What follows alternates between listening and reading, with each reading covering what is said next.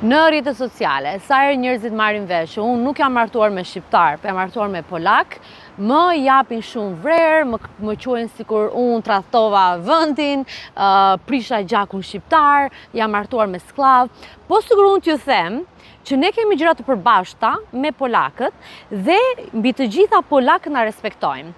Nëse juve mbani mend, Skënderbeu ka luftuar kundër perandorisë otomane, sepse turqit ishin duke jo vetëm pushtuar Shqipërinë, po turqit po mundonin të pushtonin tërë Evropën.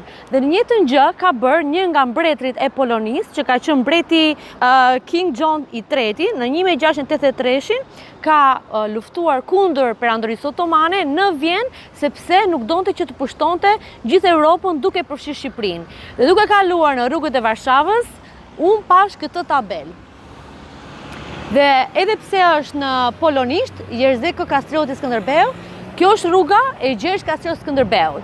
Dhe nuk mendoj që është e rastësishme, po mendoj që tregon se sa neve polakët dhe shqiptarët kemi gjëra të përbashkëta, sepse kemi luftuar për të njëjtin mision dhe për të njëjtën luftë që të jemi të lirë sot e kësaj dite. Prandaj, tregoni më mikpritës me polakët, me gjithë shtetet e tjera që na kanë mbështetur në historinë e përparshme, se sa gjithmonë të keni këtë vrerë se jo sklavë të tjerë. Dhe mbi të gjitha, vit mbas viti, që unë vi në Shqipëri, shikoj më shumë polak, turista që shpenzojnë paratë e tyre dhe mund të vijnë në vende më të bukura, me paketa më të bukura që ofrojnë, po vinë në Shqipëri sepse duan të shikojnë çfarë Shqipëria ka për të ofruar. Prandaj, dhuroni pozitivitet kur të shikoni dhe pse jo të jepni një gotë raki.